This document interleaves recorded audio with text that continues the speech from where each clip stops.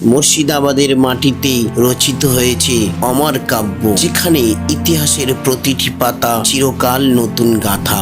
মুর্শিদাবাদ তোর ইতিহাসে গাথা, রাত্রিবেলা অন্ধকারে আলোকিত রাজপথ, শাহজাদাদের শহর, জৌলুসে ভরা এই শহর চিরকাল থাকুক অমলিন। হ্যাঁ বন্ধুরা, সেই মুর্শিদাবাদ যেখানে মির্জাফর তার স্বার্থ চরিতার্থ করতে গিয়ে সিরাজউদ্দৌলা অর্থাৎ বাংলার শেষ স্বাধীন নবাবকে পরাজিত করেছিলেন। ফলে বাংলা তথা ভারতবর্ষের সূর্য 200 বছরের জন্য অস্ত গিয়েছিল। যেখানেই বাংলার নবাবরা শায়িত আছেন সেই মুর্শিদাবাদে, যার বুক চিরে পদ্মা বয়ে চলেছে নিঃশব্দে। আজ দেখাবো সেই পদ্মা নদীর একটি বিশেষ এলাকার অনেকটা অংশ। হ্যাঁ বন্ধুরা, সেই মুর্শিদাবাদের পদ্মা, যাকে নিয়ে এত কবিতা গান রচনা হয়েছে, যে পদ্মা মুর্শিদাবাদের বুক চিরে বাংলাদেশের মধ্যস্থলে প্রবেশ করেছে, যাকে নিয়ে এত বিখ্যাত কবি সাহিত্যিকরা গান কবিতা লিখেছেন, সেই পদ্মার তীরে আমি হাজির হব ভাবতেই যেন মনটা আবেগী হয়ে উঠছে।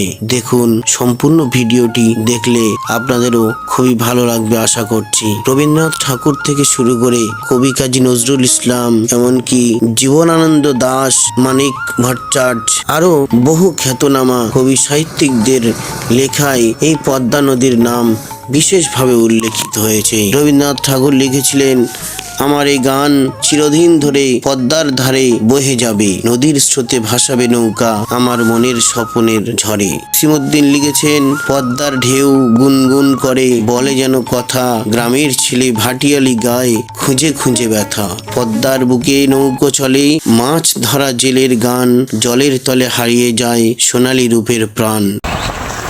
বন্ধুরা, আমরা ফাইনালি এসে গেছি আমাদের সেই বহু প্রতীক্ষিত চরে। দেখতে পাচ্ছেন একদম চরের মেলায় আমরা বাইক চালাচ্ছি, যেন আমরা সমুদ্রের পাশে যেমন মেরিন ড্রাইভ পড়ে, তো তেমনই আমরা মেরিন ড্রাইভের মতো দুই বন্ধু আমরা এগিয়ে চলেছি আরও সামনে থেকে। একটা বিষয় না জানালেই নয় বন্ধুরা, এটা সেই প্রকৃত পদ্মার যে মূল ধারা তা কিন্তু অনেকটাই দূরে। আপনারা দেখতে পাচ্ছেন ওই বহু দূরে ঠিক ওপারে রয়েছে রাজশাহী শহর, বাংলাদেশের একদম সীমান্তে অবস্থিত। ওই জায়গাটায় পদ্মার মূল ধারাটি বইছে। আমরা এখন যে জায়গাটিতে অবস্থান করছি, এটা হলো মুর্শিদাবাদের একদম শেষ, আপনারা অনেকেই জেনে থাকবেন, ইসলামপুর থানার অন্তর্গত দৌলতপুর চর, মুর্শিদাবাদ জেলার দৌলতপুর অঞ্চল, পদ্মা নদীর তীরে অবস্থিত একটি ঐতিহাসিক এবং প্রাকৃতিকভাবে সমৃদ্ধ এলাকা। পদ্মা নদী এ অঞ্চলের মানুষের জীবনযাত্রা, কৃষি ও পরিবেশে গুরুত্বপূর্ণ প্রভাব ফেলে। তবে এই নদীটি ভাঙন ও বন্যার জন্য পরিচিত, যা এখানকার মানুষের জন্য বড়ই চ্যালেঞ্জ সৃষ্টি করে। প্রতি বছর বর্ষার মরশুমে পদ্মার পানি বৃদ্ধি পাওয়ার সঙ্গে সঙ্গে নদী ভাঙনের ঝুঁকি খুবই বেড়ে যায়। নদীর তীরবর্তী গ্রামগুলো ভাঙনের ফলে মাঝে মাঝে ব্যাপক ক্ষতিগ্রস্তও হয়। অনেক মানুষ তাদের বাসস্থান হারায় এবং কৃষি জমি নদীতে বিলীন হয়ে যায়। পদ্মা নদী দৌলতপুরের কৃষি ব্যবস্থার প্রাণকেন্দ্র।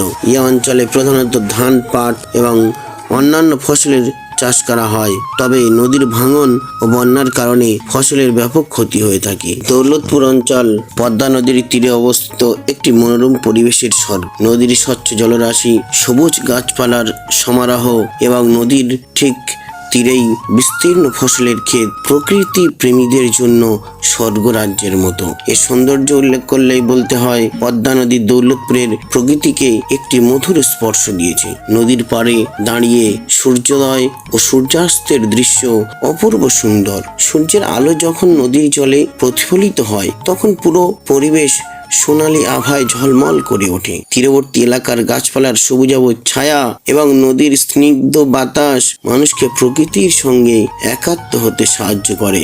দৌলতপুরের পদ্মা নদী আর তার আশেপাশের পরিবেশে রয়েছে নানা ধরনের উদ্ভিদ ও প্রাণীর আবাস। এখানে মাছের বিভিন্ন প্রজাতি পাওয়া যায়, যা স্থানীয় অর্থনীতির একটি অতি গুরুত্বপূর্ণ অংশ। তীরবর্তী এলাকায় পাখিদের কিচির মিচির ভোরের পরিবেশকে আরো সজীব করে তোলে। শীতকালে অতিথি পাখিদের সমাগম দৌলতপুরের প্রকৃতিকে আরো মোহনীয় করে তোলে। এখানকার মানুষের জীবনের সঙ্গে ওতপ্রোতভাবে জড়িত এই নদী। কৃষি, মাছ ধরা এবং নৌপথে পরিবহন এখানকার মানুষের জীবনের প্রধান জীবিকা। নদীর পাড়ে বসবাসরত মানুষদের জীবন যেমন নদীর উপর নির্ভরশীল, তেমনি তাদের সংস্কৃতি এবং ঐতিহ্য পদ্মার প্রভাব অতি গভীর। দৌলতপুরের পরিবেশ শুধু সুন্দরই নয়, এটা প্রাকৃতিক ভারসাম্য রক্ষায়ও অত্যন্ত গুরুত্বপূর্ণ। পদ্মার তীরবর্তী গাছপালা মাটিকে ক্ষয় থেকে রক্ষা করে এবং বন্যা প্রতিরোধে সাহায্য করে। নদীর স্রোত ও তার তীরবর্তী জীব বৈচিত্র্য একটি সুস্থ পরিবেশ বজায় রাখতে সহায়তা করে। জানিয়ে রাখি, দৌলতপুর এবং পদ্মা নদীর মনোরম পরিবেশ পর্যটকদের জন্য একটি আকর্ষণীয় গন্তব্য হতে পারে। পরিশেষে বলতে হয়, নদীর স্রোতের মতো অবিরাম বয়ে চলে জীবনের গল্প। প্রতিটি ঢেউ যেন একে অপরকে ছুঁয়ে যায়।